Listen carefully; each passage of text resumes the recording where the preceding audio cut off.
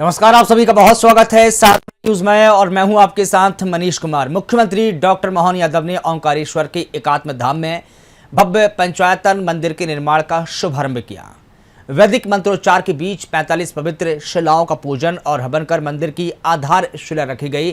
प्राचीन पंचायतन शैली पर आधारित इस मंदिर के केंद्र में भगवान शिव का मुख्य देवालय होगा, जबकि चारों दिशाओं में भगवान विष्णु, सूर्य, गणेश और भगवती शक्ति के उप देवालय बनाए जाएंगे। इसके बाद मुख्यमंत्री डॉक्टर मोहन यादव और केंद्रीय रक्षा मंत्री राजनाथ सिंह ने जबलपुर स्थित आर्म्ड व्हीकल्स निगम लिमिटेड की व्हीकल्स फैक्ट्री में टी सीरीज टैंक ओवरहॉल परियोजना का भूमि पूजन किया।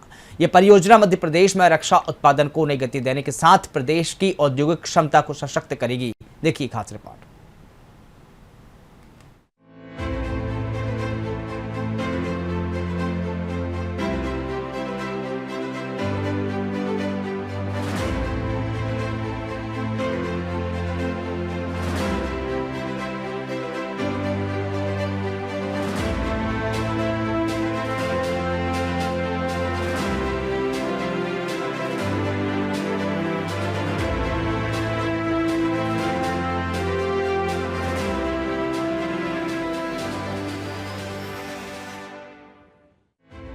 खंडवा के ओंकारेश्वर स्थित माधांता पर्वत पर एकात्म धाम में आज भव्य पंचायतन मंदिर के निर्माण का शुभारंभ हुआ। मुख्यमंत्री डॉक्टर मोहन यादव ने पत्नी सहित कार्यक्रम में शिरकत की और संतों एवं जनप्रतिनिधियों के साथ विधि विधान से हवन में आहुतियां दी और शिला पूजन भी किया। वैदिक मंत्रोच्चार के बीच 45 पवित्र शिलाओं का पूजन कर मंदिर निर्माण की आधारशिला भी रखी गई। ओंकारेश्वर के माधांता पर्वत पर विकसित हो रहे एकात्म धाम में पंचायतन मंदिर के शिलान्यास का भव्य आयोजन किया गया। मुख्यमंत्री डॉक्टर मोहन यादव पत्नी सहित कार्यक्रम में पहुंचे। यहां संत मंडल और आचार्यों की मौजूदगी में वैदिक अनुष्ठान संपन्न हुआ। मुख्यमंत्री और संतों ने 45 पवित्र शिलाओं का पूजन कर मंदिर निर्माण का शुभारंभ किया। वहीं प्राचीन पंचायतन शैली पर आधारित इस मंदिर के केंद्र में भगवान शिव का मुख्य देवालय होगा, जबकि चारों दिशाओं में भगवान विष्णु, सूर्य, गणेश और भगवती शक्ति के उप देवालय बनाए जाएंगे। मंदिर पारंपरिक नागर शैली में तैयार किया जा रहा है। मंदिर में 100 नक्काशीदार स्तंभ, 8 लघु संवरना, भव्य तोरण द्वार और 26 फीट व्यास का विशाल कलात्मक गुंबद आकर्षण का केंद्र होगा। पूरा मंदिर 16 फीट ऊंचे अधिष्ठान पर निर्मित होगा और इसमें करीब 80,000 घन फीट नक्काशीदार गुलाबी बलुआ पत्थर का इस्तेमाल किया जा रहा है। मंदिर 121 कलशों से सुशोभित होगा। वहीं सीएम ने कहा कि सिंहस्थ से पहले एकात्म यात्रा पूरे देश में अलख जगाते हुए निकलेगी, जिसका समापन उज्जैन सिंहस्थ में होगा। मैं आज हमारे यशस्वी प्रधानमंत्री श्रीमान नरेंद्र मोदी जी को भी स्मरण करना चाहूंगा, जिनके कारण से दुनिया भारत का वैभव देख रही है, दुनिया भारत की ताकत को जान रही है। आज अयोध्या में भी भगवान राम का धाम अगर जगमगा रहा है, तो हमारे अपने वर्तमान के यशस्वी प्रधानमंत्री के दृढ़ इच्छा शक्ति और भारत की संकल्प शक्ति, जिसने सुप्रीम कोर्ट के मान सम्मान का भी ध्यान रखा। न्यायालय तो पहले भी थे। आज जब यहाँ हम सब आनंद के साथ एकात्म धाम में आदिगुरु शंकराचार्य द्वारा जो पंचायतन पूजा पद्धति, जिसके कारण से हमारे समाज की विविधता की अंतर्मन के अंदर एकता हो, हम सब मिलकर के परम पूज्य ईश्वर को अपने अपने मार्ग के माध्यम से भी अपने इष्ट को अगर भजते हैं, तो जो हमारी विभिन्नता है, विरोधाभासी व्यवस्था थी, उसमें एक ऐसे कठिन काल में बौद्धों का वो कठिन काल, जब शंकराचार्य जी ने मन में संकल्प किया होगा, जब उनने देश के अंदर की विविधता में जो कष्ट है उसका निवारण का संकल्प लिया। ये वाकई वो कठिन काल भी था। उत्तर दक्षिण पूर्व पश्चिम पूरे समूचे भारत की विविधता के बीच एकता का संदेश ये पंचायतन पूजा पद्धति के माध्यम से जो उन्होंने दिया है, वाकई उनका विराट व्यक्तित्व, उदार चरित्र और उनका जो ये मन का अंदर का भाव, ये परमात्मा की कृपा होगी।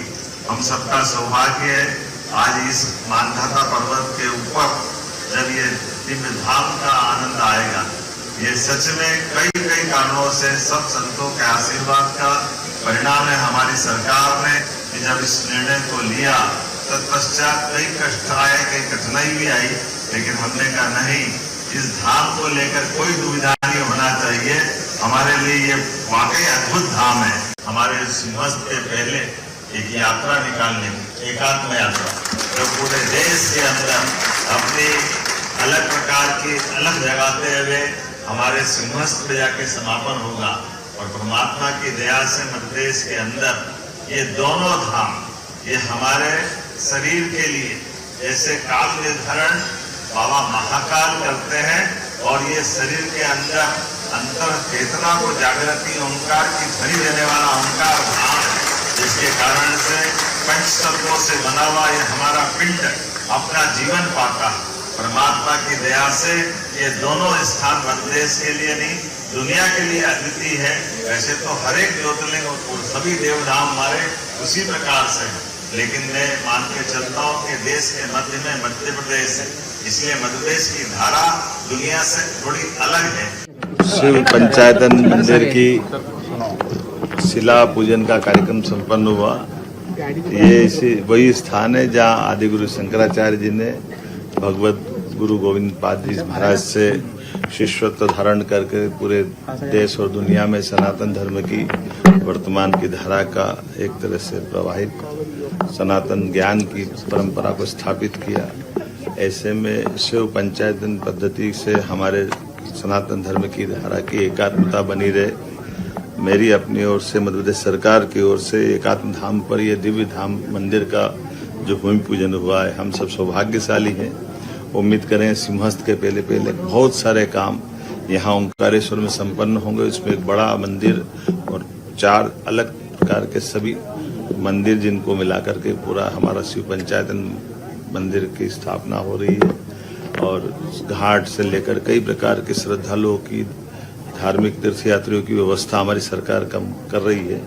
मेरी अपनी ओर से एकात्म धाम के सभी वासियों को, प्रबंधकों को, सभी संत वृंद को, सबको बहुत बहुत केंद्रीय रक्षा मंत्री राजनाथ सिंह और मुख्यमंत्री डॉक्टर मोहन यादव ने आज जबलपुर स्थित आर्म्ड व्हीकल्स निगम लिमिटेड की व्हीकल फैक्ट्री में टी सीरीज टैंक ओवरहॉल परियोजना का भूमि पूजन किया। ये परियोजना मध्य प्रदेश में रक्षा उत्पादन को नई गति देने के साथ प्रदेश की औद्योगिक क्षमता को सशक्त करेगी, साथ ही रक्षा क्षेत्र में आत्मनिर्भरता को बढ़ावा देते हुए आत्मनिर्भर भारत के संकल्प को नई मजबूती भी प्रदान करेगी। इस दौरान मुख्यमंत्री डॉक्टर मोहन यादव ने कहा कि मध्य प्रदेश में युवाओं के आर्थिक भविष्य निर्माण और राज्य की आर्थिक प्रगति के लिए निवेश की दिशा में लगातार प्रयास किए जा रहे हैं। बीते दिवस हमने लगभग 400 करोड़ गोदरेज फैक्ट्री का लोकार्पण किया, तो वहीं आज देश के रक्षा मंत्री राजनाथ सिंह की उपस्थिति में राज्य को लगभग 475 करोड़ की सौगात मिल रही है। मध्य प्रदेश उन बड़े राज्यों में से एक है जहां समान नागरिक संहिता को पारित किया है। आज मध्य प्रदेश शिक्षा, चिकित्सा, इंफ्रास्ट्रक्चर और निवेश समेत हर क्षेत्र में तेजी से आगे बढ़ रहा है। रक्षा के मामले में एक अलग प्रकार से भूमिका रखने वाला हमारा नगर और जिसके नाम के साथ ही बल लगा हुआ है, ऐसा जबलपुर हमारे लिए सौभाग्य की बात है।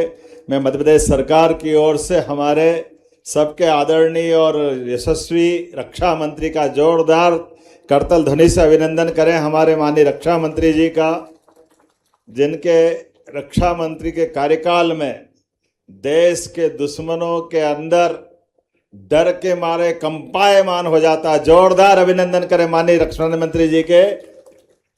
गौरवशाली हमारे वर्तमान के इस दौर के अद्वितीय पराक्रम की धनी सेना और जिस प्रकार का समय चल रहा, यशस्वी प्रधानमंत्री श्रीमान नरेंद्र मोदी जी के नेतृत्व में सभी प्रकार से जैसा बदलाव आ रहा है।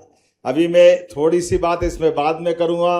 मंच पर विराजमान माननीय मंत्री श्रीमान राकेश सिंह जी, पीडब्ल्यूडी मंत्री, जिनके नेतृत्व में पीडब्ल्यूडी विभाग अलग अलग प्रकार से नए नवाचार भी कर रहा और कार्यक्रमों के साथ विभाग की गुणवत्ता के साथ अपने उच्च लक्ष्य की प्राप्ति भी कर रहा है। इसी अवसर पर माननीय सांसद श्रीमान आशीष दुबे जी, माननीय विधायक अशोक दास रोहाणी जी, रक्षा सचिव श्रीमान संजीव कुमार जी, माननीय लेफ्टिनेंट जनरल अमरदीप सिंह जी, संयुक्त सचिव डॉक्टर गरिमा भगत जी, सत्यव्रत मुखर्जी जी, इस अवसर पर इस नगर से आमंत्रित जन, पत्रकार साथियों, उपस्थित भाइयों और बहनों, सच में रानी दुर्गावती, हमारे अमर शहीद राजा शंकर शाह, रघुनाथ शाह, स्वतंत्रता सेनानियों की लंबी परंपरा के कारण से जबलपुर की विरासत भी बहुत गौरवशाली रही है।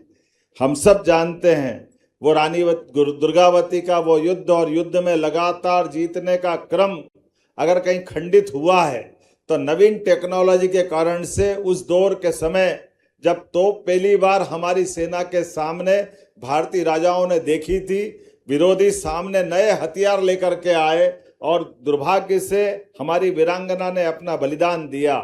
लेकिन आज के दौर में यशस्वी प्रधानमंत्री श्रीमान नरेंद्र मोदी जी के नेतृत्व में माननीय रक्षा मंत्री जी का जो हमारा अपना उनका व्यवहार तो अत्यंत सरल है, लेकिन संकल्प उतना ही कठोर और वज्र के समान है जो देश के दुश्मनों को उनके घर में घुस के मारने का रिकॉर्ड आपके माध्यम से बनता है। मुझे इस बात की प्रसन्नता है जब हम अपने रक्षा मंत्री जी की तरफ देखते हैं और जब वो हमारे यहाँ आते हैं तो हमारा उन पे भरोसा भी है और हमारे भरोसे के साथ उनका ट्रस्ट के साथ टारगेट देने का भी मौका मिलता है। जब बीते समय आप आए तो BEML के माध्यम से भोपाल में बड़ी सौगात दे के गए। जोरदार अभिनंदन करें हमारे अपने राज्य के प्रति जो उनका अनुग्रह है।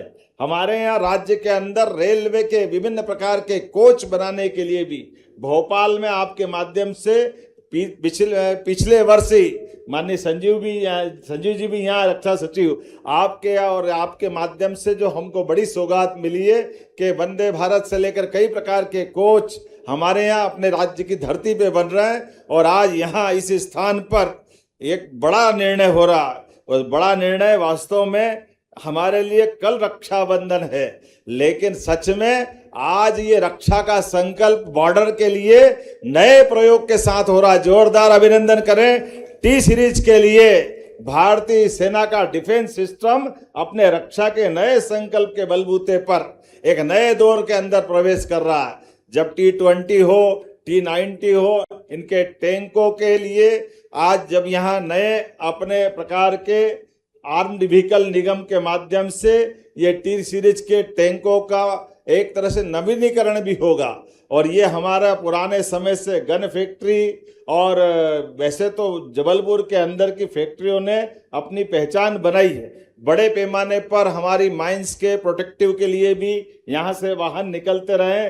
चार इंडस्ट्रियाँ थी, लेकिन आज के समय में पुनः हमारे इंडस्ट्रियों का नवीन जीवन देते हुए नए प्रकार से जो संकल्प के बलबूते पे चल रहे हैं कि आज की समय की आने वाले समय की चुनौतियों के लिए ये जो नया संकल्प की शुरुआत हुई है, सच में मैं मध्य प्रदेश धरती से 550 करोड़ के नए प्रोजेक्ट के लिए जोरदार अभिनंदन करें माननीय रक्षा मंत्री जी के माध्यम से। हमारे राज्य के अंदर निवेश को लेकर के माननीय रक्षा मंत्री जी हम लगातार प्रयास कर रहे हैं। राज्य के युवाओं को रोजगार की दृष्टि से, राज्य की आर्थिक समृद्धि के लिए, भविष्य के बढ़ते भारत के कदम के साथ मध्य प्रदेश भी कदम से कदम मिला के चले। इस दिशा में हम जब काम देखते हैं तो बीते दिन हमने मालनपुर में कल ही एक गोदरेज फैक्ट्री का बड़ा लगभग 400 करोड़ से ज्यादा का नए प्रोजेक्ट का कल वहां लोकार्पण किया है। और आज आपके माध्यम से 550 करोड़ की फिर सौगात मिल रही है। यह हमारे राज्य के लिए अंदर भी निवेश की नई गंगा बह रही है। और साथ ही साथ खास करके वर्तमान के समय में मैं जब ये देखता हूं कि आप भारत सरकार के माध्यम से कितने प्रकार के काम हो रहे हैं। यूसीसी ये कहाँ हम कभी कल्पना नहीं कर सकते थे, लेकिन मध्य प्रदेश उन बड़े राज्यों में से है जिसने यूसीसी अपने राज्य के अंदर लागू करके क्या हिंदू, क्या मुस्लिम, क्या ईसाई, क्या पारसी, सारे धर्मों के लिए एक देश, एक विधान, एक निशान, एक प्रधान, ये हमारी आजादी के साथ संविधानिक अंदर की अंतर्मन की आत्मा थी, उसको हमने आकार साकार देने का प्रयास किया है। आज के इस अवसर पर मध्य प्रदेश कई सेक्टर में समान रूप से आगे बढ़ रहा है। शिक्षा, चिकित्सा, इंफ्रास्ट्रक्चर, निवेश, हर क्षेत्र में आगे बढ़ते हुए आज एक अच्छे मुकाम पे पहुंचा है, जिसका परिणाम है 76,000 करोड़ से ज्यादा का निर्यात विदेश के अंदर मध्य प्रदेश सरकार की ओर से किया जा रहा है। यह उल्लेखनीय बहुत बड़ी छलांग है हमारे मध्य प्रदेश के अंदर से। मैं उम्मीद करता हूं आपके नेतृत्व में ऐसी और लगातार सौगातें मिलती जाएगी। आप बार बार पधारते जाओ और मध्य प्रदेश के अंदर हमारा भोपाल के बाद जबलपुर, ये क्रम लगातार चलता रहेगा। मैं पुनः आपका वंदन करता हूं, अभिनंदन करता हूं। बहुत बहुत धन्यवाद। बोलिए भारत माता की। आज का दिन हमारी इंडस्ट्रियल सेल्फ रिलायंस को नई ऊंचाई देने का और जबलपुर जैसे ऐतिहासिक शहर में एक डिफेंस मैन्युफैक्चरिंग के नक्शे पर और अधिक गौरवशाली स्थान दिलाने का यह दिन है, ऐसा मैं मानता हूं। मैं इस नेशनल इंपॉर्टेंस के प्रोजेक्ट के लिए मध्य प्रदेश सरकार का भी आभार व्यक्त करता हूं, जिन्होंने इस प्रोजेक्ट के लिए अपना पूरा सहयोग दिया है। मध्य प्रदेश सरकार ने उद्योग, निवेश और रक्षा विनिर्माण के क्षेत्र में जिस दूरदर्शिता, सक्रियता और कमिटमेंट के साथ कार्य किया है, वह प्रशंसनीय है। साथियों, ग्लोबल इन्वेस्टर समिट 2025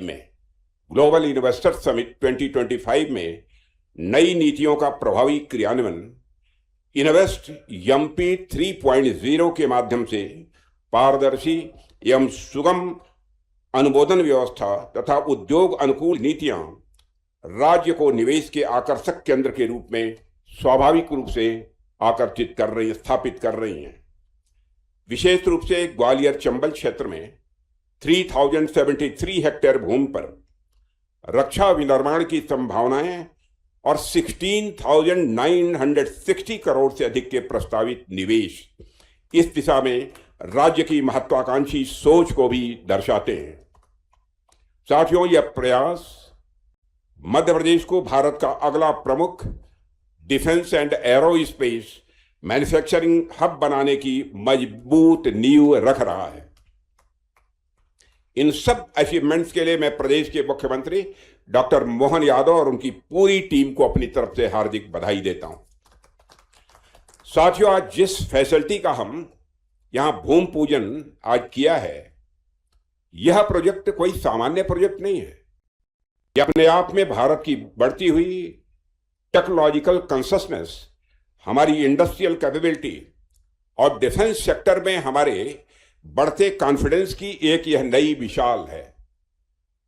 यह प्रोजेक्ट हमारे उन सैनिकों के लिए एक वरदान सिद्ध होगी जो इन टैंक्स के सहारे दुश्मनों को नेस्त नाबूद कर देते हैं। और सबसे यह कि यह प्रोजेक्ट जबलपुर और आसपास के क्षेत्रों के स्थानीय लोग, हमारे किसान, हमारे मजदूर, हमारे नौजवान, हमारे छोटे उद्यमी के जीवन में भी समृद्धि और रोजगार के नए दरवाजे भी खोलने वाला है। साथियों, आजकल की दुनिया में क्या चल रहा है, दुनिया किस तरह की स्थिति से गुजर रही है, मैं समझता हूं यह चीजें किसी से छिपी नहीं हैं। टेलीविजन पर बैठकर खबरें देखते हुए एक आदमी भी यह आराम से समझ सकता है कि किस तरह से दुनिया में खासकर रक्षा क्षेत्र में नई नई टेक्नोलॉजी आ रही हैं। ड्रोन्स और मिसाइल्स की बातें अब बहुत सी विशिष्ट जगहों से बाहर निकलकर आम जनता के बीच भी पहुंच चुकी हैं। यानी लगभग सभी लोग जानते हैं कि यह जमाना युद्ध में नई टेक्नोलॉजीज का है। पुराने तौर तरीकों से जीतने वाली लड़ाई लड़ना यह संभव नहीं है। ऐसे में जब हम लोग आज टैंक की बात कर रहे हैं तो जाहिर सी बात है कि मन में सवाल उठता होगा कि आज के जमाने में जब ड्रोन्स और मिसाइल्स हैं तो टैंक्स की जरूरत क्या है। कुछ एक्सपर्ट तो यह भी मानते हैं कि टैंक्स अब पुराने पड़ गए हैं, अब उनका जमाना तो समाप्त हो गया है, लेकिन मेरा विचार इससे थोड़ा अलग है।